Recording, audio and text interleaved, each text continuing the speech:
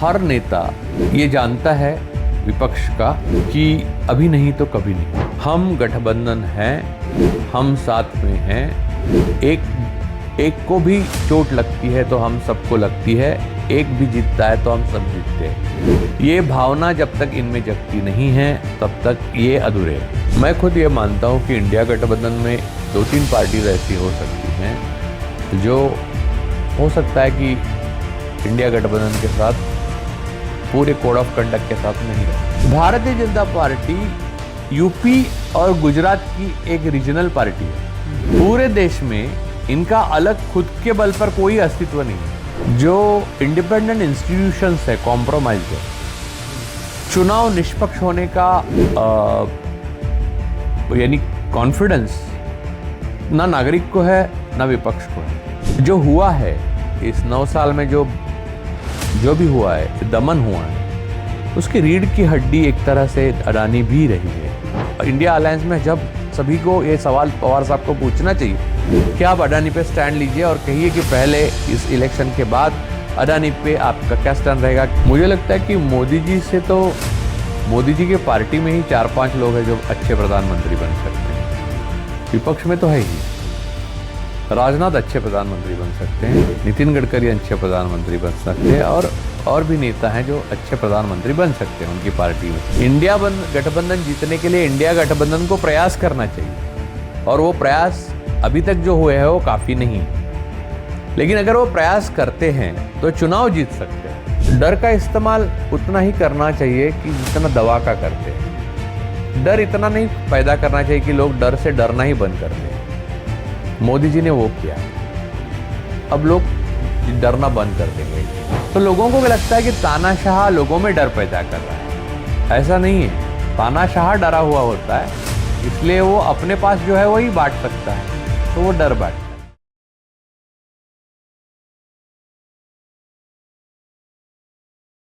नमस्कार, आप सभी का एक बार फिर से मेरे इस चैनल पर बहुत बहुत स्वागत है।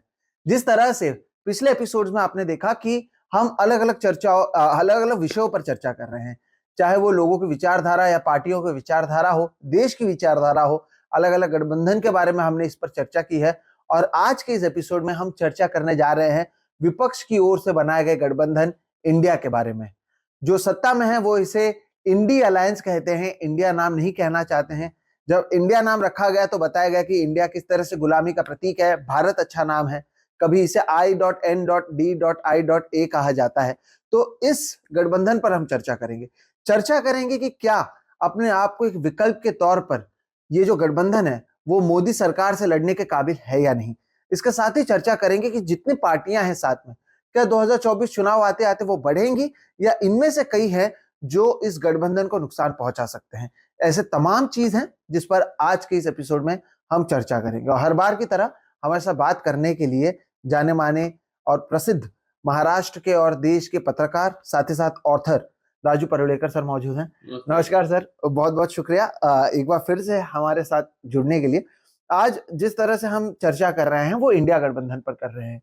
विपक्ष के ओर से बनाए गए इस गठबंधन के जरिए यह बताने की कोशिश की जा रही है, जिसका चर्चा या जिसके बारे में बात हमने पिछले एपिसोड्स में की है, कि मोदी सरकार या जो नरेंद्र मोदी प्रधानमंत्री बने हैं 37% वोट ही मिला है।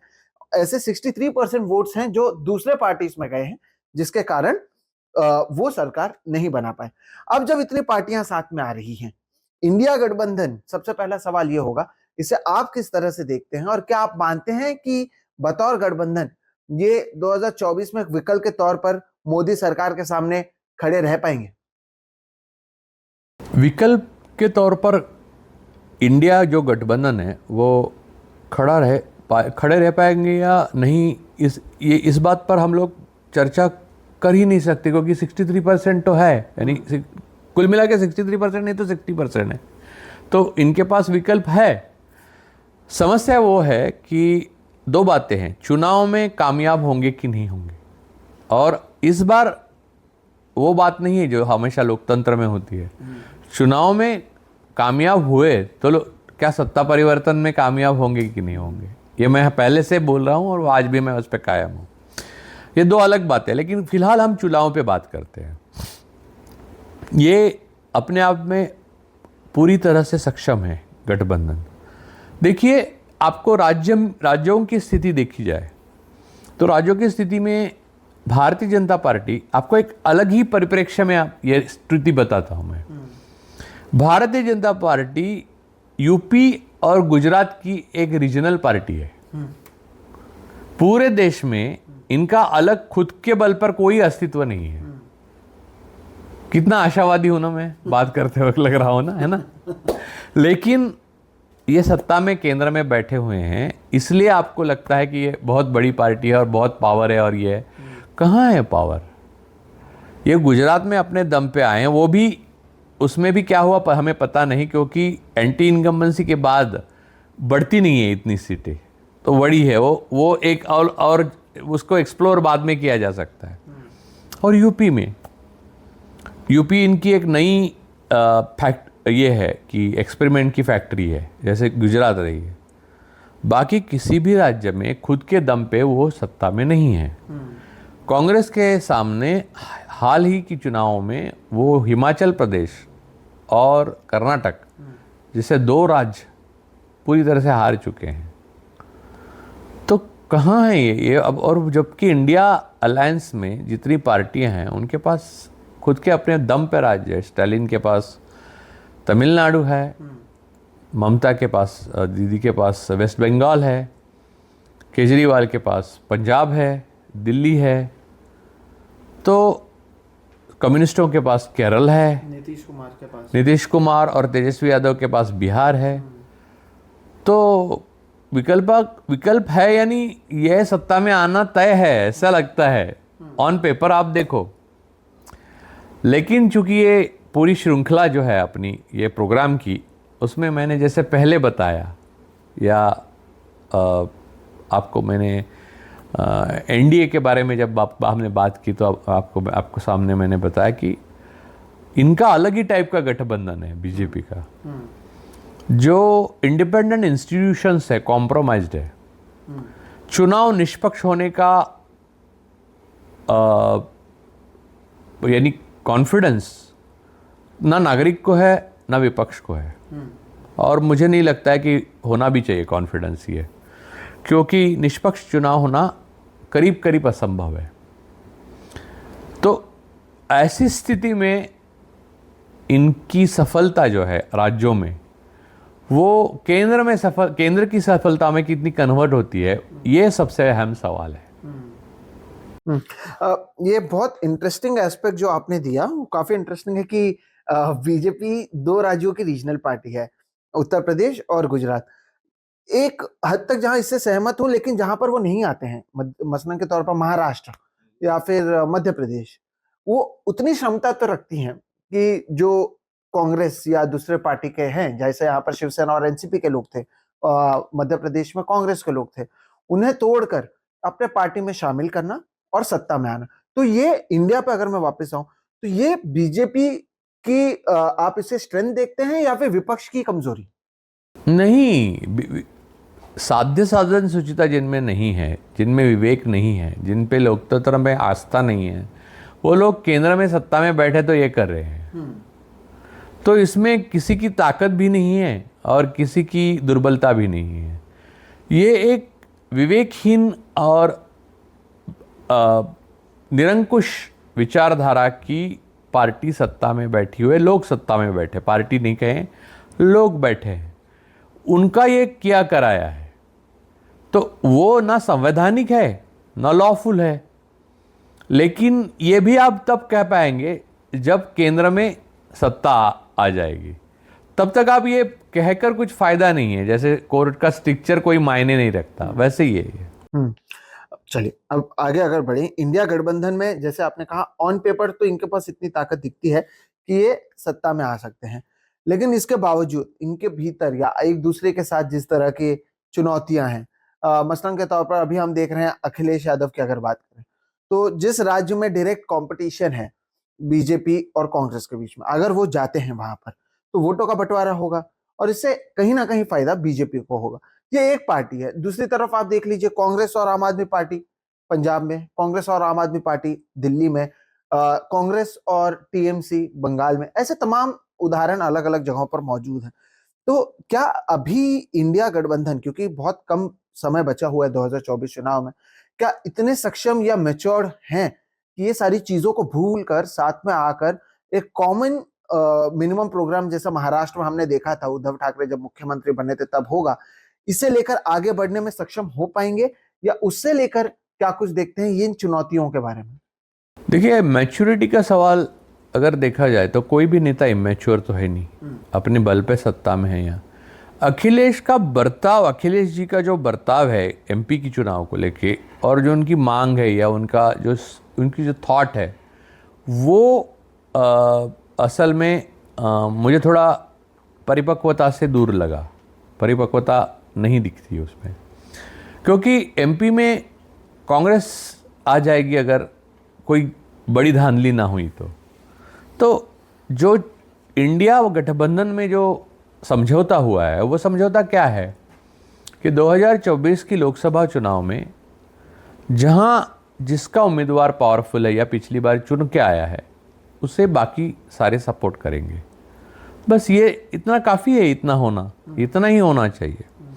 आपके बाकी जो सवाल है, जैसे कि कौन इसमें सचमुच इंडिया गठबंधन के एजेंडे को फॉलो करेगा या बाद में धोखा नहीं कौन देगा, ये सारी बातें तो शंका तो मेरे मन में भी है, और मुझे लगता है इंडिया गठबंधन में जो सीनियर लीडर है उनके मन में भी होगा। तो जैसे कि मैं देखता हूँ कि शक जिन पर नहीं किया जा सकता, कांग्रेस, क्योंकि कांग्रेस ऑपोजिशन पार्टी मेन है, मैग्नेट है, राष्ट्रीय जनता दल यानी तेजस्वी यादव, लालू प्रसाद यादव ने कभी समझौता नहीं किया अपने तत्वों से। के स्टालिन है, communist party India, communist party Marxist दोनों हैं। ये जो दल है, हेमंत सोरेन झारखंड मुक्ति मोर्चा के, उद्धव ठाकरे गुट जो है अभी यहाँ पर, वो इन पे किसी भी हालत में कोई ऐसा सवाल नहीं किया जा सकता। हालांकि वो सीटें ज़्यादा लाते हैं कम लाते हैं मुझे नहीं पता, वो थोड़ा और टाइम लगेगा पता चलने में, लेकिन इन पे शक नहीं किया जा सकता, ये रहेंगे। केजरीवाल की आप पार्टी पे शक किया जा सकता है, क्योंकि केजरीवाल की आप पार्टी ने कई बार मोदी जी को साथ दिया है। अभी हालांकि उनके 2 बड़े नेता जेल में हैं, लेकिन खुद केजरीवाल उनके बारे में क्या सोचता है वो हमें नहीं पता। केजरीवाल ये सोचते हैं कि 2 अंदर गए तो क्या हुआ, मैं हूं ना, काइंड ऑफ, तो फिर अलग चीज़ है। वो अगर उनके लिए दुखी है, उनको दर्द है, तो बात अलग है। वो दोनों के अंदर जाने पे अपनी रोटियां सेकने की सोच रहे हैं, तो और अलग है। लेकिन उनका इतिहास कभी विश्वास को सही ठहराने के लिए काफ़ी नहीं है। केजरीवाल का इतिहास भी विश्वासघात का इतिहास रहा है, अपने दोस्तों के साथ, पार्टी के साथ, अपनी गठबंधन में आए हुए जो पार्टी हैं उनके साथ। ये एक है। दूसरा, जैसे मैंने पहले भी बताया कि पवार साहब का जो पूरी जो नीति है, उसमें सबसे बड़ी समस्या ये है कि वो अडानी के दोस्त हैं, और अडानी एक तरह से जिस तरह से काम किए हैं और आज तक जो पेपर्स सामने आए हैं, वो एनिमी ऑफ द पीपल, जनशत्रु कहा जा सकता है उनको। वो सरकार के साथ हालांकि मिले हुए हैं, यानी सरकार उनके साथ मिली हुई है, इसलिए उनका कोई बाल भी बाका नहीं कर पाएगा। लेकिन वो भ्रष्टाचार का मामला नहीं है, वो इंटरनेशनल लेवल पे हमारे विदेश जो नीति, विदेश से रिलेशन जो है, पोर्ट्स है, एयरपोर्ट्स है, पर्यावरण है, सारी चीज़ें, इसमें कॉम्प्रोमाइज़ेस जो किए गए हैं वो एक बड़ा मामला बनता है, और वो भ्रष्टाचार से ऊपर उठ के देशद्रोह का मामला बनता है। तो उसमें पवार साहब आज भी अगर अडानी पे विश्वास रख के उनके साथ जाते हैं, उनके उद्घाटन में जाते हैं, तो ये बुनियादी सवाल है कि फिलोसॉफिकली आप इंडिया और गठबंधन के साथ हो या नहीं हो। तो मेरा सवाल, मैं इसी पे आने वाला था। राहुल गांधी अडानी पर बोलते हैं, महुआ मोहित्रा अडानी पर बोलती है, यहाँ तक कि आम आदमी पार्टी के जो बात कर रहे हैं, केजरीवाल को लेकर आपने सवाल उठाया, लेकिन संजय सिंह की अगर बात करें, उनके अंदर जाने का एक कारण जो है, वो लगातार हावी रहे हैं या बोलते रहे हैं अडानी के बारे में। एक तरफ विपक्ष के इतने नेता एक अडानी को लेकर इतना बोलते हैं, और दूसरी तरफ शरद पवार खुद जा रहे हैं ओपनिंग कर रहे हैं। तो इसे देखकर तो लोग सोचेंगे कि विपक्ष जो इंडिया की हम बात कर रहे हैं, ये तो भ्रमित करने वाली ही बात है कि एक तरफ राहुल गांधी हर दूसरे दिन ये बोले, संसद में वो तस्वीरें दिखाएं। और अडानी का सवाल जो है वो अडानी का एक व्यक्ति का सवाल नहीं है, उद्योजक का सवाल नहीं है। एक एंटरप्रेन्योर के पास जैसे आप गए और फीत काट के आए, मेरी पट्टी नहीं है लेकिन आपकी पट्टी, आपके दोस्त हैं वो वाली बात नहीं। ये बेसिक फिलोसॉफिकल प्रॉब्लम है और ये फिलोसॉफिकल प्रॉब्लम पे ही आप उंगली उठाएंगे या आप अपना अलग रास्ता पकड़ेंगे तो philosophically you not don't belong to this India alliance. तो फिर इसके बाद क्या एक कॉमन मिनिमम प्रोग्राम के तहत ये काम करेंगे? क्योंकि जैसे आपने पहले भी कहा है कि चलिए अगर 2024 में इंडिया के पास सोचिए बहुमत के लिए दोनों के बीच में, इंडिया हो या एनडीए हो, उनके बीच में टाइट कंपटीशन होता है, तो शरद पवार अदानी को लेकर क्या स्टैंड लेते हैं? या तब हाँ, उसके लिए एमनेस्टी मांगते हैं तो फिर सारी बात टाई फीस हो जाती है। क्योंकि जो हुआ है इस 9 साल में, जो भी हुआ है, दमन हुआ है, उसकी रीढ़ की हड्डी एक तरह से अडानी भी रही है। तो इन्हें एमनेस्टी के लिए पवार अगर जो स्टैंड लेते हैं, पवार अगर कहते कि मेरी जो भी सीट्स आएंगी मैं कुछ भी, यानी हम लोग साथ में हैं लेकिन अडानी के लिए मैं कुछ नहीं बोलूँगा, भले मेरे दोस्त है कुछ है, लेकिन जो स्टैंड फिलोसॉफिकल स्टैंड सबने लिया है उसके साथ मैं हूँ, तो वो चल जाता है। लेकिन पवार खुलकर कभी बात नहीं करते, जो की हुई बात है उस पर विश्वास आप रख नहीं सकते और दिए हुए वचन वो निभाते हैं ऐसा पक्का बोल नहीं सकते। हालांकि वो बहुत बड़े नेता है, कद्दावर नेता है और उनके बराबरी का कोई नेता शायद ही कोई हो भारत में, लेकिन जो है वो है। अब अडानी के लिए उन्होंने अपनी आत्मकथा में भी कुछ पन्ने खर्च किए हैं, तो ये मुझे सबसे समस्या लगती है और इससे प्रॉब्लम होना चाहिए, सबको होना चाहिए। यानी जो इंडिया अलायंस में जब सभी को ये सवाल पवार साहब को पूछना चाहिए कि आप अडानी पे स्टैंड लीजिए और कहिए कि पहले इस इलेक्शन के बाद अडानी पे आपका क्या स्टैंड रहेगा, क्योंकि अडानी एक ऐसी बात है कि जो भारत के लिए इतिहास में पहली बार इतना बड़ा फिलोसॉफिकल क्वेश्चन बना। बिल्कुल। तो इंडिया गठबंधन के जितने भी पार्टियां हैं, अगर वो उनमें से कोई देखे तो ये एक चीज है जो आगे जाकर एक परेशानी बन सकती है। दूसरी ओर पहले अगर स्ट्रेंथ्स की बात करें, क्योंकि हम वीकनेसेस की बात तो करेंगे ही, इसमें जिस तरह के नेता हैं या उनके जिस तरह के एक्सपीरियंसेस रहे, चाहे वो कांग्रेस की बात कर लें, राहुल गांधी की बात कर लें, शरद पवार की बात कर लें, खड़गे साहब की बात, खड़गे की बात कर लें, ममता बनर्जी की बात कर लें, लालू प्रसाद यादव की बात कर लें, नीतीश कुमार की बात कर लें, उद्धव ठाकरे, हर व्यक्ति अपने आप में प्रधानमंत्री बनने के लिए सक्षम है। और भारत ये भी कहा था कि मोदी से बेहतर प्रधानमंत्री बनने, नहीं, इसमें से कोई भी बनेगा तो उनसे बेहतर ही बनेगा। हाँ, ये इसमें मुझे कोई शक नहीं है। खैर, लेकिन बात यह है कि इनके आपस में जो तालमेल है वो कैसे बनता है और वो जब चुनाव आएगा तब वो कैसे आगे बढ़ता है, ये इस पर सारा खेल है। ऐसा तो नहीं है कि यूपीए पहले सत्ता में नहीं रह चुकी है, कई सारे पार्टीज को, लेकिन वो दौर अलग था ना, आप इतना घाव खा के नहीं आए। हाँ, तो कई सारे पार्टीज को साथ में ले जाने के लिए एक एंकर के तौर पर कांग्रेस पार्टी मौजूद थी जी। और अगर इंडिया गठबंधन की भी सर हम बात करें तो उसमें एक चीज जो हम देखते हैं, हर एक पार्टी कांग्रेस को छोड़कर ये कहती है कि कांग्रेस को अब ये समझना होगा कि वो अकेली लीड नहीं कर सकती है या कहीं पर उन्हें बैकस्टैंड लेने की जरूरत है। इसलिए कोई भी खुलकर प्रधानमंत्री कौन बनेगा इसके सवाल पर उद्धव ठाकरे ने हालांकि एक बहुत अच्छा जवाब दिया था कि हमारे पास तो कई कैंडिडेट्स हैं प्राइम मिनिस्टर के लिए, एनडीए या प्रधानमंत्री मोदी को छोड़कर बीजेपी में कोई है क्या कैंडिडेट, नितिन गडकरी से लेकर बाकी लोग। ये एक स्मार्ट आंसर हो सकता है, लेकिन आगे जाकर इसके वजह से भी इन सबके बीच में आपको लगता है कि परेशानी हो सकती है? ये सवाल मैं इसलिए पूछ रहा हूं, जैसे कि महाराष्ट्र में हमने देखा उद्धव ठाकरे को बनाया गया, फिर उसी को एक रीजन बना के कि मुख्यमंत्री उन्हें बनाया, कांग्रेस की विचारधारा से हम किस तरह से मिले, पार्टियां तोड़ी गई, बीजेपी विपक्ष में थी वो सरकार में आ गई, फिर से फडणवीस उप मुख्यमंत्री बन गए, सरकार, महाराष्ट्र जो उत्तर प्रदेश के बाद दूसरा सबसे बड़ा राज्य है, लोकसभा चुनाव से पहले बीजेपी वापस आ गई। तो ऐसे नेशनल लेवल पर नहीं होगा इसकी तो गारंटी नहीं ले सकते, खास तौर पर ऐसी चीजों नहीं, इसमें नेशनल लेवल पे इंटरफेरेंस किया गया एजेंसीज द्वारा, इसलिए हुआ।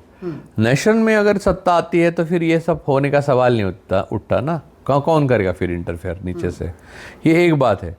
नहीं, मुझे दूसरी जो आपने जो बात कही कि हर कोई सक्षम है अगर प्रधानमंत्री बनने के लिए, तो दावेदार भी हर कोई है, लेकिन इसमें तो सीधी बात है, सिंपल बात है कि जिसके जितने नंबर्स है उसका उतना हक है, तो उतने उसको पोर्टफोलियो मिलेंगे और प्रधानमंत्री वही बनेगा जिससे सबसे ज़्यादा नंबर्स आएंगे। और कांग्रेस को मुझे लगता है कि इतने राज्यों में, अगर अभी राजस्थान में सत्ता में है नहीं, अभी इलेक्शन होने जा रहे हैं, लेकिन फिर भी छत्तीसगढ़ में है, हिमाचल में है, कर्नाटक में आ चुकी है, तेलंगाना में आ सकती है, तो कांग्रेस को कम आंकने की ज़रूरत नहीं है। और हो सकता है एक जगह क्लैश ऑफ इंटरेस्ट है कांग्रेस का एक ही पार्टी के साथ, वो भी आम आदमी पार्टी के साथ पंजाब में। पंजाब कांग्रेस क्यों खोए? पंजाब में कांग्रेस की पूरी सत्ता थी, अब विधानसभा में आम आदमी पार्टी की आ गई। इसका मतलब ये नहीं कि हर उम्मीदवार आम आदमी पार्टी का होना चाहिए, कांग्रेस का भी हो सकता है कई जगह, तो वहाँ एक क्लैश ऑफ इंटरेस्ट हो सकता है। बाकी राज्यों में मुझे नहीं लगता है कोई क्लैश ऑफ इंटरेस्ट का सवाल है। हाँ, इतने बड़े पैमाने पर नहीं है, लेकिन ये अगर देखा जाए तो ये कैसे चलेगा कि आप लोकसभा के लिए साथ में आ जाएंगे, विधानसभा में एक दूसरे के खिलाफ रहेंगे। तो ये हमने देखा था शिवसेना और बीजेपी को लेकर महाराष्ट्र में, और बाद में हुआ ये कि शिवसेना बीजेपी से अलग हो गई। तो ये भी तो हो सकता है कि अगर इस तरह से आपके बीच में खटास रहेगा कि कभी दोस्ती कभी दुश्मनी, तो इसका तो असर होगा ना।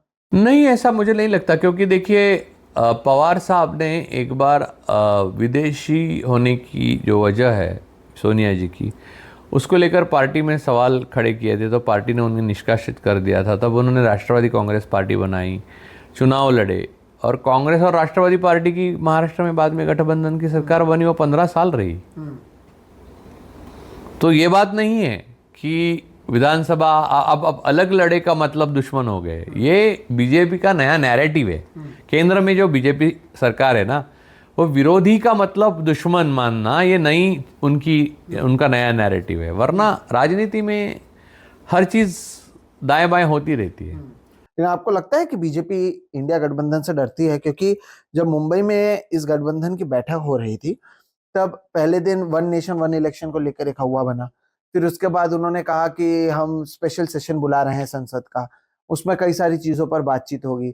ऐसे कई सारे शगुफे छोड़े गए ताकि जो ध्यान है वो इंडिया गठबंधन के इस बैठक से हट जाए, और कहीं पर भी वो अपने आप को एक कंपटीशन के तौर पर, कि बीजेपी के सामने कंपटीशन मौजूद है, वो नहीं दिखाना चाहते। लेकिन आपको लगता है कि वो डरते हैं इस इंडिया गठबंधन से? कौन नहीं डरेगा? हर तानाशाह डरता है।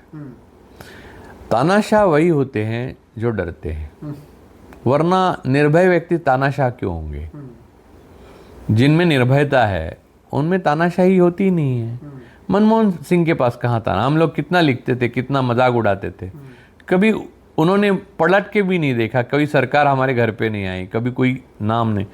इतनी बहस में उनके सामने, उनके पीठ पीछे उनकी मीम्स बनाई, उनके ऊपर लिखा गया, उनके ऊपर आर्टिकल लिखे, उन्होंने कभी कोई एतराज़ नहीं जताया। लोकतंत्र ऐसे ही चलता है। जहाँ कायरता है, कायरों की झुंड है, वहाँ तानाशाही होती है, और तानाशाही जहाँ होती है वहाँ सिर्फ डर होता है। वो डर क्या है? डर परकोलेट, फियर परकोलेट्स। तो क्या होता है कि ऐसी सत्ता हमेशा लोगों में डर फैलाती है। वो डर कहाँ से आता है? उसके मन से आता है। उनके मन का डर वो लोगों में यानी परकोलेट करते हैं। तो लोगों को लगता है कि तानाशाह लोगों में डर पैदा कर रहा है। ऐसा नहीं है। तानाशाह डरा हुआ होता है, इसलिए वो अपने पास जो है वही बांट सकता है, तो वो डर बांटता है। चलिए, इसका आप बतौर दर्शक भी समझिए कि इस गठबंधन को लेकर क्या सोच रखते हैं, अगर हम बीजेपी सरकार या फिर मोदी सरकार की बात करें तो। बहरहाल सर, जो पहले की बात थी उसी को अगर आगे ले जाएं, तो इनके पास जो एक्सपीरियंस रहा है इंडिया गठबंधन में जितने लोग हैं, उसे लेकर क्या समझा जाए कि वो एक्सपीरियंस का इस्तेमाल वो सही से कर पा रहे हैं? क्योंकि 2-3 बैठकों के बाद, अब जब हम ये रिकॉर्ड कर रहे हैं इस इंटरव्यू को भी, आगे किस तरह से ये गठबंधन जाने वाली है? आगे बैठकें होंगी या एक साथ कुछ करने वाले हैं, या ये जो अलग अलग विधानसभा के चुनाव होने वाले हैं उसमें वो एक इंडिया गठबंधन का असर देखने मिलेगा? ऐसा कुछ देखने नहीं मिल रहा है, तो उससे हम किस तरह से देखें? महाराष्ट्र में हम देख चुके हैं, महाविकास आघाड़ी एक फॉर्मूला के तौर पर, उन्होंने 2.5 साल काम किया जब तक कि गिराया नहीं गया, लेकिन वो नेशनल लेवल पर करने की क्षमता रखने वाले लोग हैं। उनके एक्सपीरियंस को वो एक दूसरे का हेल्प लेकर, आपकी जो बातचीत हो पाई है नेताओं से, क्या वैसा आगे का फॉरवर्ड लुकिंग प्लान या कॉन्फिडेंस उनके भीतर है? 100% मुझे लगता है कि ये हो सकता है। हर नेता ये जानता है विपक्ष का कि अभी नहीं तो कभी नहीं। ये जो सरकार है उसका रवैया जो है वो दमन का है, और आप कुछ बोले तो आपके पास एजेंसीज भेज दी, आपको अंदर कर दिया, आपको अंदर करने के बाद आप बाहर आ ही नहीं आए, ऐसे प्रावधान करके रखे कानून में। फिर कोर्ट्स भी तो उनके सामने कुछ बोलने की रीढ़ की हड्डी नहीं दिखा रही है। तो इनको मालूम है कि ये चुनौती भरा जो वक्त है उसका उपाय एक ही है कि हम सब साथ आकर इनको हरा दें। तो इसमें कोई शक नहीं है। अब रही बात, आपको वो दिख नहीं रहा है। अब दिखने का मतलब मुझे नहीं पता क्या है, लेकिन मेरे लिए एक दिखने का मतलब है, जैसे महुआ मोइत्रा को इन्होंने टारगेट बनाया क्योंकि वो अडानी के ऊपर बात करते हैं। अडानी और मोदी जी की जो एक करीबी है रिश्ता है, उसके ऊपर उन्होंने बहुत आलोचना की, तीखी आलोचना की लोकसभा में, सदन में भी। तो उनको टारगेट बनाया गया, उनके व्यक्तिगत निजी जीवन में भी टारगेट बनाया गया। ये इनकी स्टाइल है, पहले से है रही है। तो गुजरात से रही है, अभी नहीं है ना। तो वीडियोस निकालना, ये करना, ये सब ये करते हैं। तो ये सब किया गया उनको। तो अभी बयान पहले आया, सबसे पहले विपक्ष से बयान आया तो वो अधीर रंजन चौधरी का आया।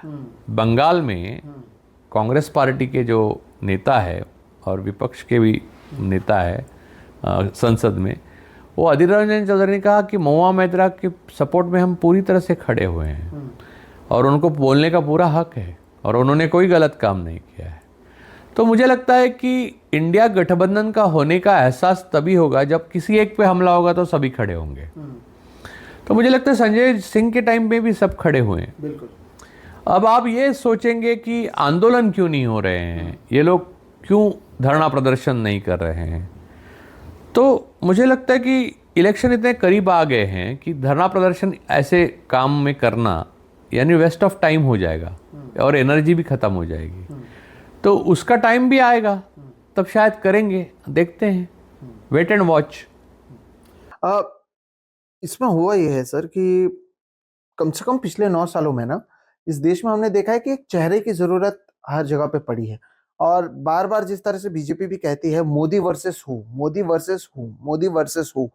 अब इंडिया में इतने लोग हैं और जैसे कि आपने कहा हर कोई सक्षम है प्राइम मिनिस्टर बनने का। क्या ये माना जाए ये मोदी वर्सेस राहुल गांधी इंडिया है या फिर मोदी वर्सेस इंडिया है जिसमें तमाम सीनियर नेता हैं?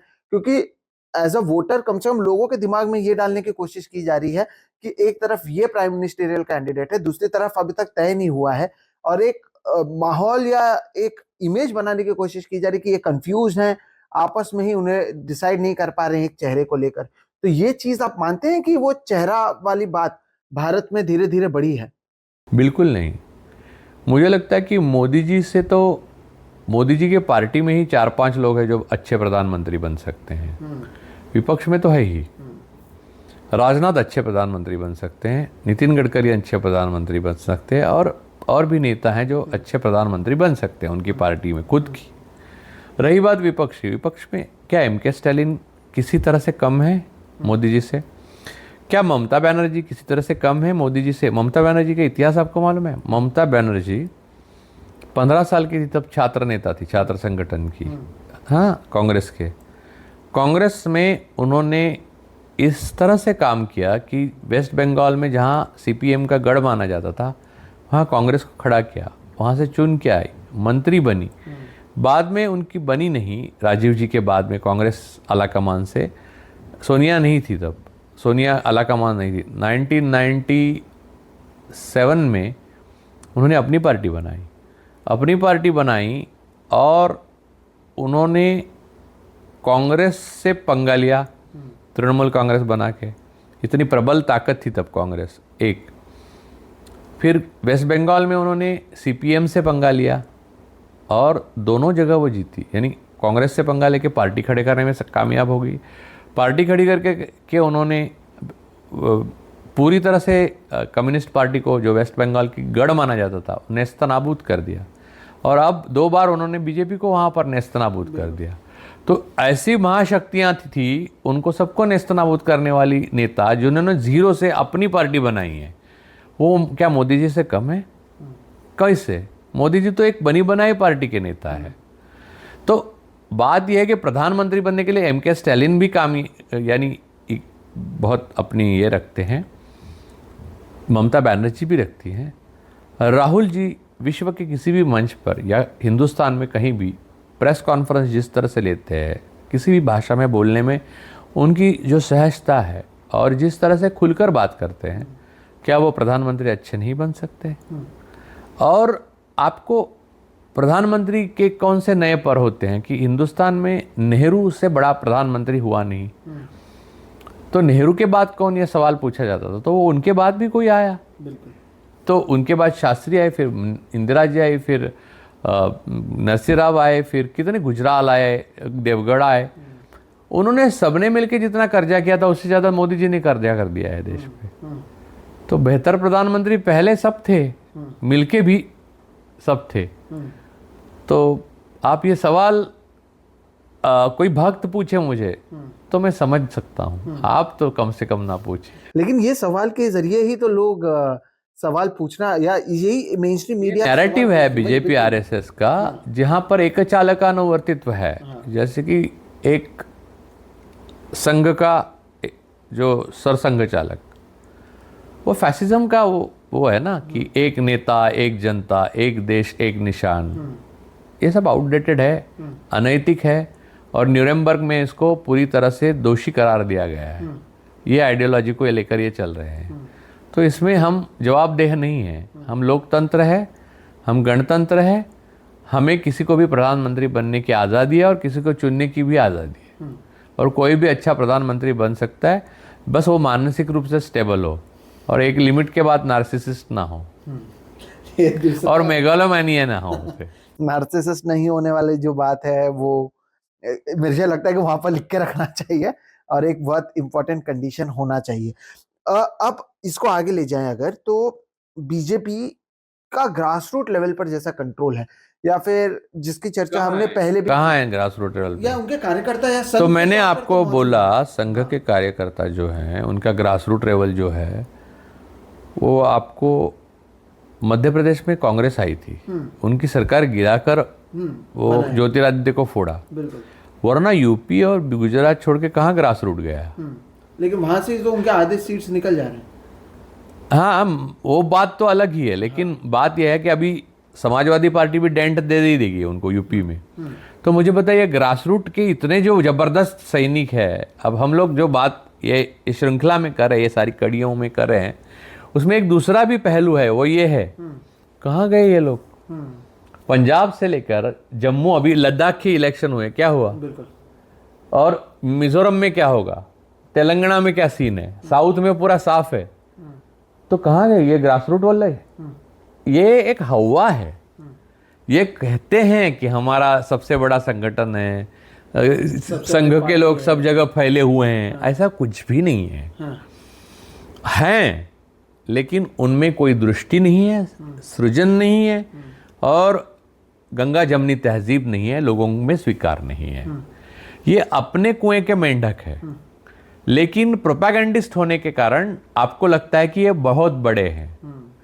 ये इनकी छाया है, असल में ये इतने हैं, बिल्ली जितने हैं, छाया में वो शेर दिख रहे हैं।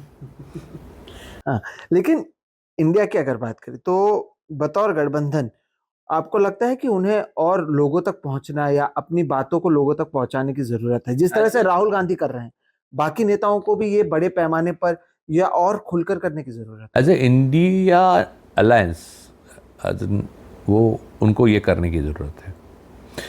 हम गठबंधन हैं, हम साथ में हैं, एक को भी चोट लगती है तो हम सबको लगती है, एक भी जीतता है तो हम सब जीतते हैं। ये भावना जब तक इनमें जगती नहीं है तब तक ये अधूरे हैं। लेकिन एक बार ये भावना जग जाती है तो फिर ये अकाट्य है, अजेय है कागज पे, आगे वाली बात, वो सत्ता परिवर्तन वाली बात पे मैं कायम हूँ, वो बाद में बात। अब इनकी बैठक कई सारे दौर हो चुके हैं, मीटिंग्स हुई हैं और एक दो यहाँ पर रैली करने की बात ये कर चुके हैं, लेकिन कहीं पर भी एक रैली साथ में हमने देखी नहीं है। वो एक जो मीडिया के लिए एक शो, एक स्ट्रेंथ के तौर पर हम, हाँ, जो ना दिखाने के लिए एक शो होता। तो अब इसके आगे क्या होगा? चुनाव से पहले की क्या रणनीति? नहीं, प्रॉब्लम ये है ना इसमें कि 5 राज्यों के चुनाव आ गए हैं, तो रणनीति के हिसाब से हर पार्टी अपने चुनाव में व्यस्त है। मेन तो कांग्रेस व्यस्त है ना। कांग्रेस तेलंगाना में व्यस्त है, मध्य प्रदेश में व्यस्त है, राजस्थान में व्यस्त है, छत्तीसगढ़ में व्यस्त है, तो होंगी कैसी रैली? तो ये चुनाव के बाद हो सकती है। अब जो भी होगा ना, वो 23 के चुनाव और 24 के चुनाव के बीच के अवधि में होगा, उससे पहले अभी कुछ ज़्यादा होना संभव नहीं है। नहीं तो भारत जोड़ो 2 भी चलनी थी, लेकिन चुनाव आ गए तो नहीं चल सकते। फिर वो राज्यों में जहाँ पर 1-to-1 चुनाव चल रहे हैं कांग्रेस के साथ, वहाँ पर इनकी बैठक भी कैंसिल की गई ना, क्योंकि ऑब्वियस है और वो सही है, क्योंकि आपका इमीडिएट टास्क है उस पर आप कॉन्सेंट्रेट कर रहे हो, है ना। तो वो इमीडिएट टास्क पे जो कॉन्सेंट्रेट आप कर रहे हो, तो आप जो सोच रहे हो कि इंडिया ने मोर्चे निकालने चाहिए या धरना करना चाहिए या क्या करना, वो जो स्ट्रगल है वो बाद में होगा। ये अवधि है फाइनल इलेक्शन और इससे पहले, जब अपनी ताकत फाइनल इलेक्शन से पहले एनडीए भी यानी बीजेपी भी दिखाएगी, राम मंदिर बनाएगी, फिर हर गांव से यात्री ले जाएगी, फिर ऐसा माहौल पैदा किया जाएगा कि हिंदू खतरे में है, ये सब वहाँ से होगा तो यहाँ से भी होगा। लेकिन ये उससे पहले ये 5 राज्यों के चुनाव होंगे। लेकिन फिर इन्होंने शायद, मैं उम्मीद भी कर रहा हूँ कि राम मंदिर हो या फिर आने वाली जो बीजेपी की रणनीति हो, उसको काउंटर करने की कम से कम तैयारी, या एक चीज जो देखने मिली है इंडिया गठबंधन के साथ में आने के बाद, संसद में इसका असर साफ तौर पर देखने मिलता है। और चुनाव से कम 1 साल पहले से, क्योंकि ये साथ में आए हैं, तो एक दूसरे के बीच में बेहतर तालमेल कम से कम सांसदों के बीच में देखने मिल रहा है। लेकिन ये तालमेल 2024 तक बना रहना, आप इसे चैलेंज मानते हैं? बीजेपी तो जरूर, जाहिर सी बात है कि कोशिश करेगी कि किसी को तोड़े या किसी बड़े को तोड़े, जिसके वजह से इस पर सवाल उठने शुरू हो। तो ये तालमेल को बनाए रखना इनके लिए आसान होगा या एक बड़ी चुनौती होगी, और इसके लिए कॉशियस रहना जरूरी है? मैं खुद ये मानता हूँ कि इंडिया गठबंधन में 2-3 पार्टीज ऐसी हो सकती हैं जो हो सकता है कि इंडिया गठबंधन के साथ पूरे कोड ऑफ कंडक्ट के साथ नहीं रहे, फिर भी उससे कुछ फर्क ज़्यादा नहीं पड़ता। एक बात है, क्योंकि ये सब पकड़ के ही चलते हैं ना, गणित करते हैं तो ऐसे ही पकड़ के चलते हैं। ऐसा नहीं होगा, लेकिन ऐसा हुआ तो भी बड़ी बात नहीं। हाँ, ये मानसिक रूप से आपको तैयार होना चाहिए। दूसरी बात जो ये है कि आपने कहा कि संसद में तालमेल है, क्योंकि संसद में सदस्य जो हैं वो एक आपसी दोस्त होते हैं, आपस में दोस्त होते हैं, इतने सालों से साथ में है ना, तो दोस्त ही होते हैं, एक दूसरे को हाय बाय तो करते ही हैं ना। बीजेपी के भी दोस्त होंगे, लेकिन डरते होंगे मोदी जी को, इसलिए बोलते नहीं है, पर ना वो भी चाहते हैं कि मुझे भी चाय पिलाने के लिए साथ में ले जाओ ना आप लोग भी।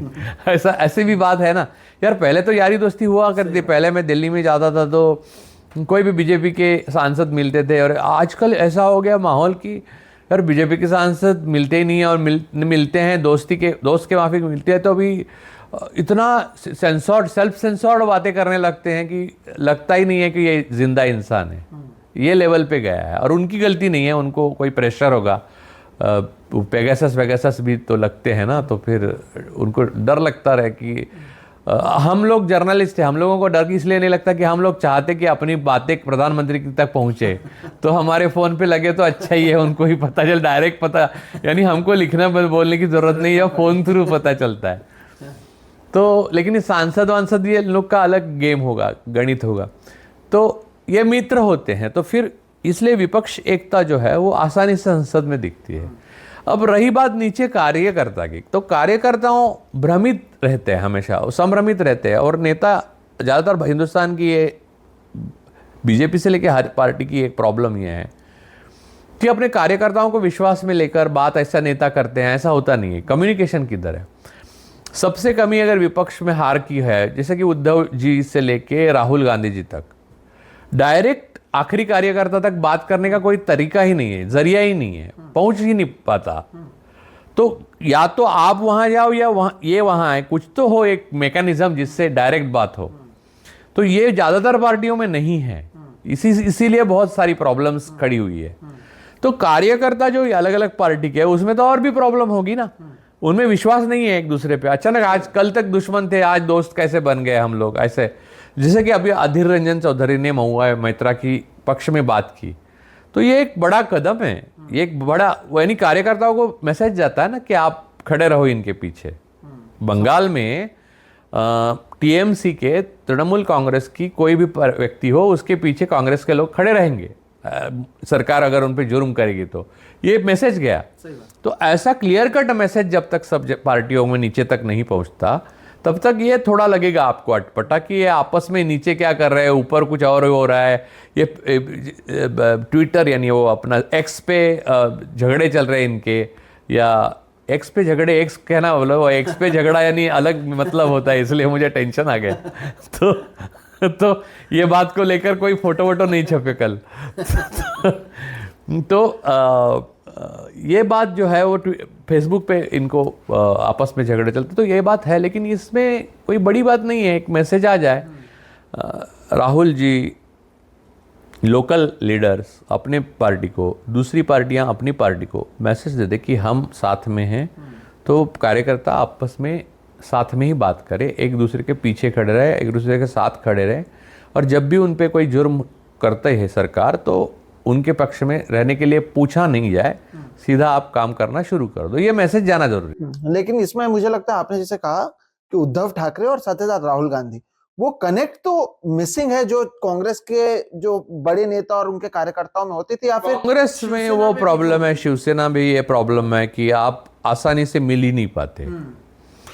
तो उसका जवाब या उसकी तोड़, उसका उत्तर मेरे पास नहीं है। ना ही मैं उद्धव ठाकरे हूँ, ना ही मैं राहुल गांधी हूँ, और ना ही मैं उनसे ये बात कर चुका हूँ कि आप क्यों नहीं लोगों से बात करते या मिलते। यानी लोगों को एक्सेस नहीं है। 50 लोगों से बात करके आप तक पहुँचते पहुँचते वो थक जाते हैं, या फिर 50 लोग अलग अलग तरीके से आपको दूसरी चीज़ बताते हैं जो चीज़ है ही नहीं नीचे। तो ये सब बताने के लिए मैं और वो सामने कभी आते नहीं हैं, और ना ही मैं ऐसी बातें करता हूँ, क्योंकि उनका दूध का बिजनेस है तो वो दूध बेच रहे हैं, तो मैं दूध बेचने के लिए नहीं जाने वाला। मैं बस ऑब्जर्वर हूँ, और मुझे इतना ही है कि मैं उसका अभ्यास करता हूँ, और किसका दूध अच्छा है या मैं ग्राहकों को बोल देता हूँ, बस। लेकिन अब ये मानकर चले कि कम से कम जो नए लोग आ रहे हैं इस इंडिया गठबंधन में, वो तैयार हैं। ये जो मैंने भी देखा है, जो नया जनरेशन है, वो एज अ स्पोक्स पर्सन आप देख लें, या फिर एग्जांपल ले लें, संजय राउत जेल जाकर आते हैं, फिर भी वो उद्धव ठाकरे के साथ बने रहते हैं।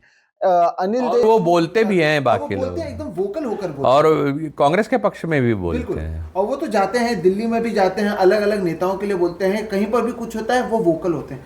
तो ये जो नए लोग हैं, अब या तो संजय सिंह भी ये करते थे, संजय सिंह करते थे, महुआ मोइत्रा करती हैं, और उन्हीं सभी लोगों को जो डेरेक ओब्रायन करते हैं, जो बोलते हैं उनको टारगेट, मनोज झा करते हैं, और सबको टारगेट किया जा रहा है डायरेक्टली या इनडायरेक्टली। तो इन्होंने, तेजस्वी यादव एक बहुत मैच्योर पॉलिटिशियन है, और लेकिन इन्होंने या तो ठान लिया है कि आर या पार। तो या तो ये डरना बंद कर चुके हैं, जो डरने वाले थे वो चले गए हैं, और कुछ होंगे जो बीच में हैं। लेकिन मोटा मोटी अगर इंडिया को देखें तो इन्होंने एक मन बना लिया कि किस तरह से लड़ना, और अगर खुलकर बोलना है तो अब वो ईडी, सीबीआई या बाकी का जो डर है उसके आगे या उसके ऊपर उठ चुके हैं ये नेता। उठना चाहिए, कई लोग उठ चुके हैं ऊपर, क्योंकि संजय सिंह को उस दिन ला रहे थे तब भी बोला था ना उन्होंने, जितना करना है करो। महुआ मैत्रा भी वही बोल रही है। देखिए, डर का एक अपना दायरा होता है। डर का इस्तेमाल उतना ही करना चाहिए कि जितना दवा का करते हैं। डर इतना नहीं पैदा करना चाहिए कि लोग डर से डरना ही बंद कर दे। मोदी जी ने वो किया। अब लोग डरना बंद कर देंगे एक दिन, और डरना जिस दिन बंद कर देंगे तो आपका हथियार ही खत्म हो गया। तो आपके पास दूसरा कोई सृजनशील हथियार होना चाहिए जिससे लोगों को लुभा सके आप। अब वही हिंदू मुस्लिम वही वो ये आप जाके वो शेख को गले लगाते हैं, वहाँ पर आप लोग क्या समझते नहीं है, लोग पढ़ते नहीं है, लोग देखते नहीं है, और आप डरा रहे हो एजेंसीज डाल डाल के पॉलिटिशियंस को और एंटरप्रेन्योर्स को, देश के बाकी जो आपके लाडले नहीं है उनको। इसका लिमिटेशन है।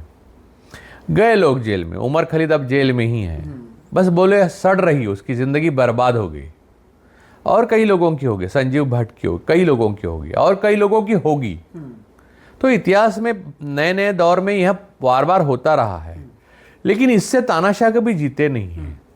इससे यह हुआ है कि अंततः लोग डर से डरना बंद कर देते हैं, बोलते हैं कि क्या होगा, इसका हुआ उसका हुआ। देखिए, अब पहले शुरू में जब ईडी के रेड होते थे तो लोग लज्जित होते थे, लोगों को शर्म आती थी कि यार मेरे ऊपर करप्शन। अब लोगों को पता चल गया कि ये एजेंसी आ गई यानी स्वतंत्रता सेनानी है यहाँ आने वाले दिनों का। समझ गए? तो ये जो अति किया है उसका परिणाम अच्छा नहीं होता, ना उनके लिए होगा, ना देश के लिए होगा, ना विपक्ष के लिए होगा। लेकिन इंडिया गठबंधन बनने के बाद इसमें बढ़ोतरी देखी, राहुल गांधी की सदस्यता निकालना तुरंत, और फिर उसके बाद उनको घर से निकालना, फिर देखा कि जब वो उनके खिलाफ जा रहा है तब चीज़ें बदल गई, या फिर संजय सिंह के साथ जो हुआ। अब दानिश अली का केस पेंडिंग है, लेकिन महुआ मोइत्रा का केस पहले ले लेना और उसके ऊपर कार्रवाई करना। तो बोलना मना है, ये जो बोलने की कोशिश है इनकी, ये तो वो कर रहे हैं, लेकिन ग्रास रूट लेवल पर भी शायद ज़रूरत है कि जैसे महाराष्ट्र की, क्योंकि हम दोनों यहाँ पर शिवसेना, मैं देखता हूँ कि ग्रास रूट लेवल पर उन्होंने कई सारी चीज़ें शुरू की हैं। गांव-गांव में 20-25 लोगों को लेकर भी वो बात कर रहे हैं, हूद या चर्चा के नाम से, जहाँ पर अलग अलग चीज़ों पर वो चर्चा कर रहे हैं। तो ऐसे पैन इंडिया करना, और वो भी इलेक्शन के समय, या ये मान लें कि इंडिया को उत्तर प्रदेश और गुजरात पर ध्यान नहीं देना चाहिए, बाकी राज्यों में नहीं, उत्तर प्रदेश पे भी देना चाहिए और गुजरात पे ही भी देना चाहिए, लेकिन उधर जहां फांसीवाद का गढ़ हो वहां पहले पहुंचना चाहिए। आप जाके बर्लिन में जब पहुंचते हो तब आप स्टालिनग्राड का पूरा बदला लेते हो, तब तक स्टालिनग्राड का बदला नहीं लिया जब तक आप बर्लिन में नहीं पहुंचे। तो बात यह है कि हर जगह लड़ना चाहिए, लड़ाई ऐसे छोड़ते नहीं है। जीतना हारना अलग बात है, लड़ना अलग बात है। रही बात ये जो दमन की प्रक्रिया है, प्रतिशोध की तरह, जो आपने हर चीज हर व्यक्ति की देखी है आपने। प्रतिशोध, गौतम बुद्ध कहते थे कि प्रतिशोध वो जलता हुआ कोयला है जो दूसरे पे फेंकने के लिए हाथ में लेता है, पहले उसको जलाता है। और ये इमॉर्टल सत्य है, ये अकाट्य सत्य है, इसको बदला नहीं जा सकता। भाजपा आरएसएस परिवार ने जो प्रतिशोध की भावना से काम किया है, वो प्रतिशोध की भावना अंततः उन्हीं को ग्रासित कर लेगी। लेकिन ये जो सर पूरी लड़ाई है, ये तो फेयर नहीं है ना। एक तरफ अगर पॉलिटिकल पार्टी या आइडियोलॉजी की लड़ाई होती तो बात अलग होती। अभी ये इंडिया गठबंधन सिर्फ बीजेपी या एनडीए के खिलाफ नहीं लड़ रहे, वो ईडी, सीबीआई, गोदी मीडिया, साथ ही साथ सोशल एनएसए, नाए, यूपीएपीए, सबके खिलाफ लड़ रहा है। और जो इन पत्रकार, या अभी हम जो पत्रकार platforms, international platform like x, YouTube, Meta, तो इन सब से इतनी बड़ी लड़ाई लड़ना ये आसान नहीं रहने वाला। वो भी तब जब आपके पास शायद उतने कॉर्पोरेट सपोर्ट ना हो या उतना पैसा ना हो जो दूसरों के पास है। मैंने आपके पिछले इंटरव्यूज में भी आपने बोला हुआ है कि जब कम रहता है तब शायद आदमी ज्यादा कर पाता है या करने की कोशिश करता है। तो आपके पास चीजें कम है और आपको लड़ाई ज्यादा लड़नी है, शस्त्र कम है लेकिन युद्ध बड़ा है, तो उसके लिए मेंटली प्रिपेयर्ड है ये? संसाधन कम तो स्टालिनग्राड में जब हिटलर आया था तो भी रशिया भी संसाधन में कम था, और हिटलर तो पूरा यूरोप जीत चुका था और अजेय मानी जाती थी फैसिस्ट सेना, नाजी सेना जो थी वो। लेकिन हुआ क्या अंततः? देखिए, आपकी लड़ने की इच्छा और आज़ादी की प्रेरणा दो चीज़ें हैं जिसे कोई हरा नहीं सकता। अगर ये आज़ादी की प्रेरणा, इस लोकतंत्र की प्रेरणा अगर लोगों के मन में जागरूक है तो ऐसे 100 आरएसएस भी उसको हरा नहीं सकते, एक तो छोड़िए। तो अदानी का मुद्दा छोड़ ऐसे कई सारे मुद्दे हैं जिसे शायद विपक्ष को और बड़े पैमाने पर उठाने की जरूरत है, या फिर उसे लेकर जिस तरह के प्रदर्शन होने चाहिए वो कम से कम उतने बड़े पैमाने। अब इसके लिए आप अभी चुनाव कहें लेकिन ये उम्मीद करते हैं कि चुनाव के बाद कम से कम ये थोड़ा और एक्टिव हो 2024 से पहले। नहीं, लोगों का प्रॉब्लम, लोगों की एक प्रॉब्लम है, अडानी या ऐसे ये मुद्दे हैं, उनको भ्रष्टाचार के लगते हैं, क्योंकि पहले से हम लोग उद्योजक और भ्रष्टाचार से निकले। ये देशद्रोह का मामला है, लोगों के समझ में नहीं आया है, लेकिन मुझे लगता है कि धीरे धीरे समझ में आ भी रहा है। भले लोग रास्ते पे ना उतरे, लेकिन लोगों के मन में वो जुनून नहीं है फांसीवाद के प्रति जो 2014 में आपने देखा था। 2019 का मैनिपुलेशन लोगों को ध्यान में आ चुका है। इसका मतलब इंडिया गठबंधन जीतेगा ये कहना गलत है। इंडिया गठबंधन जीतने के लिए इंडिया गठबंधन को प्रयास करना चाहिए, और वो प्रयास अभी तक जो हुए हैं वो काफ़ी नहीं है, लेकिन अगर वो प्रयास करते हैं तो चुनाव जीत सकते हैं। अब सत्ता परिवर्तन की बात है, उस पर मैं मेरे अपने हमेशा की थियोरी पे कायम हूँ। अब उस पर पहले आ जाते हैं। आपने हर एक एपिसोड में कहा है कि भले सत्ता परिवर्तन करना एक बहुत बड़ा चैलेंज होने वाला है, या हारे या जीत भी जाए, उसके बावजूद जो है सत्ता में वो तो छोड़कर जाने वाले नहीं। तो उसकी भी तो इन्होंने कुछ तो तैयारी की हुई है, मैं सोचता हूँ, या उसके बारे में भी तो कुछ चर्चा करना होगा इन्हें। आपकी तरह मैं 10 साल पहले सोचता था। मुझे लगता था इतने बड़े बड़े नेता है, इतनी कांग्रेस पार्टी है, ये पार्टी है, वो पार्टी है, देश, भारत देश इतना सुंदर है, और आरएसएस के भी तो लोग हैं, तो इंसान ही हैं वो तो, और मेरे दोस्त भी हैं, तो फिर थोड़ी ऐसा होगा। लेकिन धीरे धीरे देखता गया तो लिंच होने लगे लोग, जो हिंदू मुसलमान का एक लिमिट के बाहर गया, घर घर में डिवाइड हो गया। व्हाट्सएप पे ऐसे मैसेज आने लग गए कि यार डॉक्टर मैसेज भेज रहा है, वो डॉक्टर इंसानों का है या मुर्दों का, ऐसा लगने लगा। तो जिंदा इंसान के लिए ये डॉक्टर बना, ऐसे लोग मैसेज भेजने लगे, पॉलिटिकल मैसेज, जो जिसका विश्वास नहीं होता। तो 10 साल पहले मुझे ऐसा लगता था कि ये सारी चीज़ें इन्होंने सोच के रखी है, और ये अपने इतना हाथ से बाहर बातें नहीं जाएगी। लेकिन बाद में मुझे पता चला कि मैं ही ज़्यादा सोच सकता हूँ, ये कुछ सोच नहीं सकते। तो मेरा पॉलिटिकल पार्टीज जो विपक्ष में, उन पर भरोसा ही उठ गया है, और मुझे समझ में आया कि इनकी समझ बहुत कम है, इंक्लूडिंग कांग्रेस। और जो दिन आज देख रहे हैं ना हम, उसका एक हिस्सा जिम्मेदारी का बड़ा कांग्रेस पे भी जाता है, लेकिन आज वो विषय नहीं है हम चर्चा का, इसलिए हम नहीं करेंगे। लेकिन क्यों जाता है, अगर थोड़े में आप बता सकते? नहीं, उनको 2010-2011 से जो मालूम था, उन्होंने फांसीवाद, जो भगवा टेरर, ये जो सब जो अभी जो बजरंगी वगैरह घूमते हैं, बजरंग दल के लोग, तो वो सारी चीज़ें हो रही थी उनके ऊपर उन्होंने नकेल नहीं कसी। केजरीवाल का, मैंने जो पहले आपका एक एपिसोड में मैंने बोला था, वो केजरीवाल का जो आंदोलन था वो बेसिकली संघीय आंदोलन था, और उन्होंने इस सत्ता के प्रति जो पूरा रवैया अपनाया था, उसके प्रति कांग्रेस सीरियस ही नहीं थी, जबकि बोलने वालों को वो चुप करा दी थी। मैं खुद था उसमें, तो मैं बोल रहा था तो मुझे ही चुप करा। मुझे सपोर्ट बीजेपी करती थी तब, क्योंकि बीजेपी को ये चाहिए था कि केजरीवाल का भी विरोध हो। समझ गए आप? ये खेल है बहुत बड़ा, ये एक चेस है, चेस बोर्ड पे हम बैठे हुए हैं। तो मुझे लगता है कि आप ये मान के मत चलो कि विपक्ष ने इसके बारे में भी सोचा होगा, उसके बारे में कुछ भी नहीं सोचा है उन्होंने। मैं बोलता हूँ आपको, सुप्रीम कोर्ट आपको डिसीजन नहीं देती आज की तारीख में, इलेक्शन कमीशन आपको पक्षपाती है, यानी निष्पक्ष बात नहीं करती, राष्ट्रपति को आप संसद के उद्घाटन के लिए नहीं बुलाते हैं, वो कुछ नहीं बात करती। ऐसी कोई भी संस्था नहीं है जो प्रधानमंत्री या सत्ता दल हार जाए तो उनसे इस्तीफा मांग ले। तो विपक्ष जीत गया, समझ लीजिए, मैं फिर से दोहराता हूं, तो इनसे इस्तीफा कौन लेगा? और ये देंगे नहीं, तो सत्ता परिवर्तन कैसे हो? तो फिर देश आगे कैसे बढ़ेगा? फिर लोकतंत्र पर ही ये पूरा था। और इसलिए तो ये वाला जो चुनाव है, जिसके हम बार बार जिक्र भी करते हैं, कि ये बहुत सारी चीजें इस चुनाव में तय होंगी कि भारत का भविष्य क्या रहेगा, या जिस तरह से हमने पिछले एपिसोड में कहा है कि इस चुनाव के बाद पता चला कि हम आगे की ओर जाएंगे या 70 साल पीछे की ओर जाएंगे। हम गए हैं पीछे, वो जिया उल हक के वक्त पाकिस्तान जैसे गया, वैसे हम ये 9 साल में गए। अब आगे क्या होगा, हाँ वो आप पूछ रहे थे।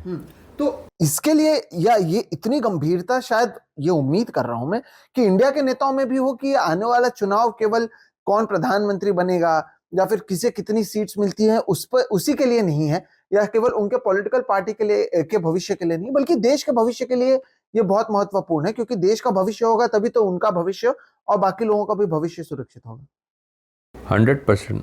लेकिन मुझे नहीं लगता है कि इंडिया अलायंस में जो नेता हैं उन्होंने इतना ज़्यादा सोचा है, क्योंकि उसमें कई नेता है, मेन लीडर्स, मैं नाम नहीं लूँगा उनको मैंने, और ऐसा नहीं कि पर्सनल मीटिंग कोई हुई है, प्रेस में पूछा भी है कि क्या इन लोगों के ऊपर, फला लोगों के ऊपर न्यूरेमबर्ग ट्रायल जैसे ट्रायल करोगे आप? तो एक ने भी मुझे सेटिस्फैक्टरी जवाब नहीं दिया है। मैं राहुल गांधी से ये बात पूछ नहीं पाया क्योंकि उनकी और मेरी वो कोई बात नहीं हुई। भारत जोड़ो में हो सकती थी, लेकिन वहाँ वो जगह नहीं, वहाँ मैं गया ही नहीं क्योंकि मेरी अपनी समस्या कुछ और थी। लेकिन सवाल ये था कि वहाँ जाके ये पूछने का जगह नहीं थी, वो प्लेटफॉर्म वो नहीं है। वो उनसे भी पूछ लेंगे, और ये बोल रहे हैं हम लोग, वो उन तक पहुँचा देंगे उनके लोग, तो वो जवाब दे दें कि क्या न्यूरेमबर्ग ट्रायल जैसी ट्रायल इनकी होगी, सबकी जितने भी इसमें कोर्ट, एडमिनिस्ट्रेशन, जितने भी लोग इसमें शामिल हुए एक फांसीवाद में, एक गणतंत्र को फांसीवाद में बदलने के लिए, उनकी ट्रायल होना ज़रूरी है कि नहीं है, ताकि आगे ना हो। और नागरिक स्वतंत्रता, आज़ादी जो है उसको सर्वोपरि मानते हैं, तो ये ट्रायल होनी चाहिए। तो ये इंटरनेशनली, और सबसे बड़ी बात तो आपको बोलता हूँ, आर्टिकल 4 जो है न्यूरेमबर्ग ट्रायल की जो रिज़ल्ट थे उसका, उस आर्टिकल 4 में पहली बार ये कहा गया कि कोई भी क्राइम अगेंस्ट ह्यूमैनिटी और क्राइम अगेंस्ट कॉन्स्टिट्यूशन, यानी crime against basic structure of your democracy अगर करते हैं आप कमिट, तो आप सेना में हो या आप एडमिनिस्ट्रेशन में हो या कहीं भी हो, आप उसका बचाव सुपीरियर्स ऑर्डर ये बात कहकर नहीं कर सकते, जो यहाँ पर आगे जाकर होगा, जिसके लिए यह प्रतिबंधित है। ये बात भी याद रखना ज़रूरी है। तो ये एक लैंडमार्क चीज़ हमको याद रखनी चाहिए ट्रायल से पहले। लेकिन वो ऐसी ट्रायल होगी कि नहीं, ना राहुल गांधी ने बताया, ना ममता जी ने बताया। ममता जी को मैंने सामने से ही पूछा था, यहाँ मुंबई में आई थी, तो शायद आपने देखा भी होगा, वीडियो भी है मेरे इंस्टाग्राम पे है, आप देख सकते हैं। आपने नहीं देखा तो कम से कम जिनको इंटरेस्ट है वो देख लेंगे, यानी हाँ, वो बाद में करेंगे कुछ ना कुछ उसका। लेकिन वो जावेद साहब भी थे वहाँ पर, जावेद अख्तर साहब भी थे। तो बात यह है कि सत्ता परिवर्तन कोई एम नहीं है, राहुल गांधी भी यही कहते हैं ना। अब मूलतः हिंदुस्तान का पूरा परिवर्तन और पूरा सही मायने में लोकतंत्र हिंदुस्तान को बनाना, ये हमारा ध्येय होना चाहिए। असल में जयप्रकाश नारायण ने गलत परिप्रेक्ष्य में कहा था उसको, लेकिन असली में इस देश में संपूर्ण क्रांति की ज़रूरत है। हर आखिरी आदमी भी फील करके मैं आज़ाद हूँ और मेरा कलेक्टर कुछ नहीं कर सकता, क्योंकि मैं देश का नागरिक हूँ, जब तक मैं सही हूँ तब तक मैं सही हूँ, मैं बॉस हूँ।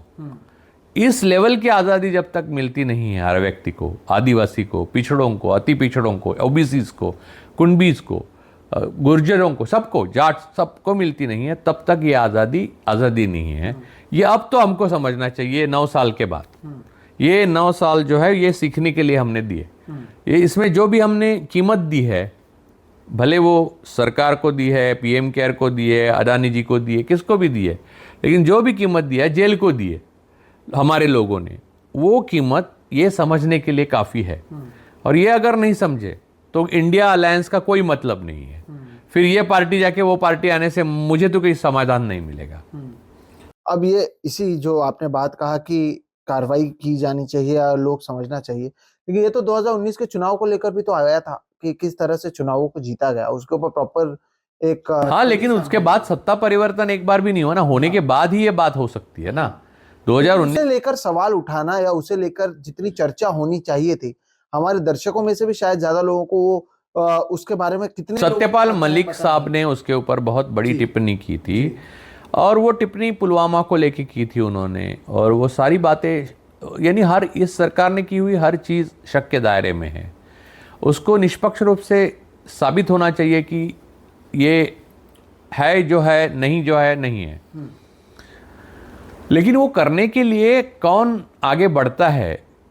अब आपको आप या बहुत सारे लोग कांग्रेस के चाहने वाले जो लोग हैं वो राहुल गांधी के आशा से देखते हैं, लेकिन राहुल जी ने भी ऐसी कोई बात नहीं कही है कि न्यूरोमोडल। और ये ममता जी को मैंने पूछा तो बोला इट्स टू अर्ली टू से। तो न्याय के मामले में टू अर्ली टू से क्या होता है? मैं जब पैदा हुआ तब से न्याय की परिभाषा वही है जो आगे जाके भी वही रहेगी। तो ये राजनीतिक जवाब था। मैं ममता दीदी का बात को समझ नहीं सकता, ऐसा नहीं है, राजनीतिक जवाब था उनका। लोगों के सामने इतने वो बोलना नहीं चाहती होगी, लेकिन उन्होंने आपस में डिस्कस किया या मैनिफेस्टो डिक्लेयर किया कि ये होगा, जैसे फेक 14 का नाम डिक्लेयर किया। ये एक कदम था, बहुत बड़ा कदम था। तो ये एक कदम था। वैसे एक एजेंडे के तहत उनको डिक्लेयर करना चाहिए कि जो भी अफसर, जो भी जजेस, जो भी ये रिटायर्ड जजेस, जो भी जिन्होंने भी फांसीवाद से प्रेरित होकर लोगों के हक और लोकतंत्र को क्षति पहुंचाने की कोशिश की, उनकी ट्रायल होगी, फ्री एंड फेयर होगी वो ट्रायल, और उसकी कीमत उनको ही नहीं, उनके पूरे जुड़े हुए सारे लोगों को चुकानी पड़ेगी। तब जाके ये बात इतिहास में दोहराएगी नहीं तो ये दोहराती रहेगी। ये सत्ता जाएगी, वो आएंगे, वो दादागिरी करेंगे, वो जाए तो फिर नागरिक को क्या मिलेगा? तो ये हम उम्मीद करते हैं कि जब इंडिया की ओर से जो कॉमन मिनिमम प्रोग्राम बने उसमें कम से कम ये सारी चीजों पर चर्चा की जाए, या इन सारी चीजों को लेकर वो एक ठोस कदम उठाए, क्योंकि लोग भी रुके हुए हैं कि कोई तो आए जो स्पेड को स्पेड कहे कि ये ऐसा नहीं होना चाहिए। तो क्या भगवान कृष्ण आएंगे, अवतार लेंगे? यदा यदा ही धर्मस्य ग्लानिर्भवति, कोई करे इसे आगे बढ़ाए तो वो बहुत जरूरी है। लेकिन सर, धर्म के सामने इसे लाना, क्योंकि वापस चुनाव आप मंदिर या फिर आगे जाकर हमें नहीं पता, 2019 में हमने देखा नेशनलिज्म और बाकी सारी चीजों को लेकर ही होगी। सब डरे हुए हैं कि कुछ लोग, कुछ अनहोनी हो सकती है, कुछ भी हो सकता है, ऐसा बोला है कई लोगों ने। प्रकाश अंबेडकर साहब ने बोला है, फिर सत्यपाल मलिक साहब ने बोला है, मेरे कुछ भी कर सकते हैं। हाँ, तो फिर उसकी भी इनको तैयारी करनी होगी। और ये जो बार बार कहा जाता है कि 2024 शायद आखिरी चुनाव हो, शायद आखिरी चुनाव हो, यही बताता है कि अब वो डेमोक्रेटिक तो खैर आपको रहना ही है, लेकिन वो न्यूट्रल पर्सपेक्टिव रखकर या केवल टुवर्ड्स द लाइन रहकर कहना, कम से कम अगर आप कह रहे हैं कि जो गलत है और हम कार्रवाई करेंगे, वो तो खुलकर कहें, या उसे लेकर तो थोड़ा और ब्लंट होने की जरूरत है। हाँ, होने की जरूरत है, लेकिन हम और आप कहने से, देखिए ये एक दिग्गज नेता है यहाँ पर इंडिया गठबंधन में, एक से एक बड़े नेता इसमें शामिल है। इन्होंने दुनिया देखी हुई है, कई लड़ाइयाँ लड़ी हुई हैं, और इन्होंने सरकार, सत्ता, एडमिनिस्ट्रेशन सबको चलाया है, सब, हर किसी ने। इनको हम कौन होते हैं सलाह देने वाले? उनको खुद को समझना चाहिए कि इस देश का भला किस चीज में है। मुझे लगता है सिर्फ लालू प्रसाद यादव हैं जो एक खुलकर कहते हैं, और जो कहते हैं लालू प्रसाद यादव को का इस देश को हमेशा शुक्रगुजार होना चाहिए, क्योंकि अडवाणी की रथयात्रा के समय ही उन्होंने चेतावनी देश को दी थी कि इसका जाके अंजाम क्या होगा। उन्होंने नानावटी कमीशन को अपॉइंट किया था। गोधरा का जो ट्रेन जली, वो अंदर से जली या बाहर से जली, जो बाद में शंकर सिंह वाघेला ने जो बोला अंदर से जली थी, तो वो उस पे ऊपर उन्होंने उसकी कीमत उन्होंने पूरी चुकाई, जहाँ तक किडनी भी। सही बात है। लेकिन वो पीछे नहीं हटे, तेजस्वी नहीं पीछे हटे। तेजस्वी ने तो अभी सीबीआई की नई इंक्वायरी शुरू हुई तो कहा सीबीआई को हमारे घर में ऑफिस खोलना चाहिए। ना राबड़ी देवी या मिसा भारती, कोई इनसे, इनके घर में डरा नहीं। ये एक मिसाल है। मुझे लगता है कि मेरा अपना, यानी अब मैं तो लेखक हूँ, मैं तो इससे ज़्यादा कुछ लाइफ में करना नहीं चाहता। लेखक बनना ही एक अपने आप में अच्छा होता है, यानी सुकून भरा है। तो मैं जीवन में एक इनके प्रति कृतज्ञता मेरी है, इसलिए ये जो लोकतंत्र के प्रति लालू जी ने जो अपनी कुर्बानियाँ दी है, उनके फैमिली ने भी, तो उनका मैं किताब लिख रहा हूँ और वो पूरी कर दूंगा लालू जी की। एक दूसरी बात यह है कि कुर्बानी तो गांधी फैमिली ने भी दी है। राहुल जी को लालू जी बहुत पसंद करते हैं, लालू जी को भी राहुल जी बहुत पसंद, उनकी दोनों फैमिली बहुत एक दूसरे को पसंद करती है और ये इस दौर में तो ज़्यादा करीब आए हैं वो लोग। तो ऐसे कुछ चुने हुए लोग हैं, जैसे कि स्टालिन है, MK स्टालिन है, वो पसंद, वो है, गांधी फैमिली है, लालू जी है, ये लोग अपनी जिम्मेदारियां जानते हैं। लेकिन जो समूल परिवर्तन की बात है उसकी एक परिभाषा होनी चाहिए, उसका एक ढांचा होना चाहिए और वो ढांचे को लेकर आने वाला चुनाव लड़ना चाहिए। ये बात कोई जानता है या नहीं जानता है मुझे नहीं पता। मैं ममता दीदी से भी ये अपेक्षा करता हूं कि ये भी ढांचे की बात वो भी इंडिया गठबंधन में रखे। बिल्कुल। मैं देखिए केजरीवाल को और पवार साहब, ये दोनों से मैं कोई अपेक्षा नहीं करता। कल की बात, अखिलेश ने जिस ढुलमुल तरीका रवैया अपनाया MP के इलेक्शन को लेकर, और इतना देखिए वहाँ के प्रदेश के कांग्रेस के नेता जो है वो बात करे और अखिलेश करे, वो दो अलग बातें हैं। अखिलेश एक पार्टी के पूरे नेता है, वो उनके कार्यकर्ता नहीं है। अब जो बात कर रहे हैं अजय राय, वो उत्तर प्रदेश के अध्यक्ष है। गांधी फैमिली बात नहीं करी, खड़गे जी बात नहीं करी, सुप्रिया सिन्हा ने तो खुद बोला कि अखिलेश जी हमारी इंडिया के बहुत सम्मानीय सदस्य है। उसके बाद भी अखिलेश का बात करते रहना, उनको थोड़ी अपनी वो बढ़ानी पड़ेगी परिपक्वता। उनके पिता एक ऐसे शख्स थे जिन्होंने OBCs और पिछड़ों को सामाजिक न्याय दिलाने में जो अहम भूमिका निभाने वाले लोग हैं, जैसे नीतीश जी है, लालू जी है, रामविलास पासवान थे। भले ही वो बाद में BJP के साथ चले, लेकिन हम मानना चाहिए हमें उनका योगदान, उसमें से एक मुलायम भी थे। तो उनकी विरासत को आँच ना आने दे अखिलेश, और लोकतंत्र के लिए लड़े। तो अब तक जो भी हमने चर्चा की उसमें कुल मिलाकर जो मोटा मोटे अगर इसे मैं समराइज करने की कोशिश करूं, एक तो जो दो चीज आपने बार बार कही, और एक चौधरी यानी अजित सिंह गुट भी साथ में है इनके। वो भी एक बहुत पावरफुल एक गुट है जो यूपी में एक अपना खुद का एक उनका पहचान है और उनकी एक वजूद है, उनका वजूद उनकी ग्राउंड लेवल पर बहुत ज़्यादा और किसानों में बहुत ज़्यादा है। तो अब तक सर हमने जो, क्योंकि चौधरी चरण सिंह किसानों के नेता थे। बिल्कुल समराइज जो किया उसमें ये किया, एक तो इंडिया गठबंधन को अपने अंदर जो खतरा है वो शरद पवार, अदानी के वजह से, और आम आदमी पार्टी या अरविंद केजरीवाल, जिसके बारे में तो हमने पहले एक पूरा एपिसोड ही किया हुआ है। उसके अलावा इन्हें और ब्लंट होने की जरूरत है।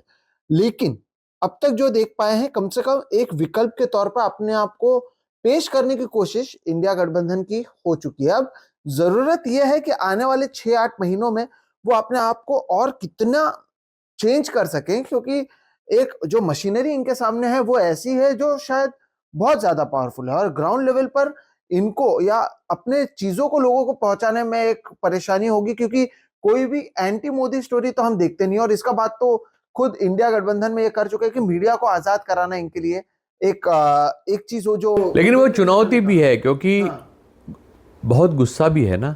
तो चुनौती इसलिए क्योंकि समझ लो सत्ता परिवर्तन हो गया, तो फिर ये मीडिया ने जो किया है उसके बाद उसको आज़ादी देना इतना आसान नहीं है। इंसानी काम करेंगे ना दूसरे पक्ष में भी, तो उनको गुस्सा भी तो आएगा ना।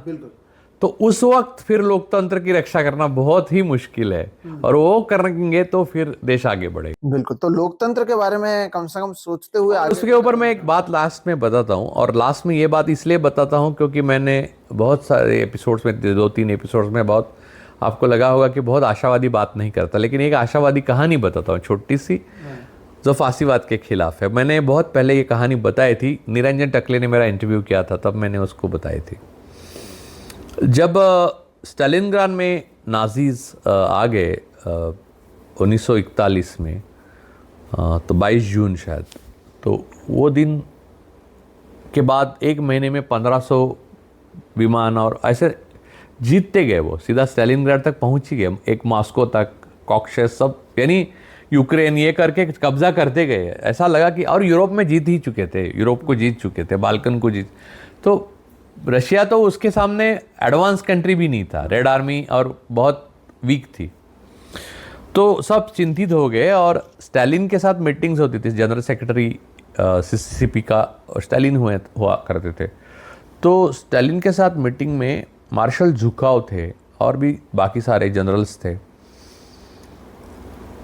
तब किसी ने बात छेड़ी स्टालिन के सामने कि आपने जो बात कही, see they are like a machine, they are like a machine, so defeat is inevitable, they are like a machine. तब मार्शल झुकाव ने एक इम्पॉर्टेंट बात कही है और वो बात यहाँ भी लागू होती है फासीवाद को। If they are like a machine then machine can be dismantle. ये मुझे लगता है कि ये जो जवाब है इसी में पूरा आशावाद जो बात कहना चाहते हैं, जो शायद हमने हमारे बाकी एपिसोड्स में नहीं की, कि मशीन को डिसमेंटल किया जा सकता है, क्योंकि वो एट द एंड वो होता मशीन है और इंसान अगर मशीन से लड़े और डिसमेंटल उसे करे तो चीजें सुधर सकती है। तो इंडिया गठबंधन के इस चर्चा की एक मकसद ही यही था कि हम अच्छी बुरी चैलेंजेस, भविष्य में क्या हो सकता है, क्या हालात हैं, क्या कुछ चर्चा होना चाहिए, उन सभी चीजों को आपके सामने लाने की कोशिश की। और हर बार की तरह सर बहुत बहुत शुक्रिया बात करने के लिए, अपना समय देने के लिए। आप दर्शकों बताइए कि जितने भी हमने एपिसोड्स किए हैं उसमें आपने क्या कुछ देखा, उसमें ऐसी कौन सी बातें थी जो पता चली, और जिस तरह से एक आशावादी एंड पर हमने इसे लाकर रखा कि मशीन को डिसमेंटल किया जा सकता है। हम उम्मीद करते हैं कि कोशिश हमारी किसी पार्टी या किसी चीज को लेकर आगे बढ़ने की नहीं, बल्कि लोकतंत्र किस तरह से मजबूत हो और कौन लोकतंत्र के लिए काम कर रहा है या क्या कुछ हो रहा है, इसे आपके सामने लाने की कोशिश है। ये सीरीज में अब तक के वीडियोस आपको कैसे लगे, अगर आगे इसे और बढ़ाना है तो ऐसे कौन से मुद्दे हैं जिस पर हमें चर्चा करना चाहिए, ये भी जरूर बताएं। अब तक अगर इस चैनल को सब्सक्राइब नहीं किया तो वो तो जरूर कर लें। वीडियो पसंद आए तो इसे लाइक करें, दूसरों के साथ भी साझा करें।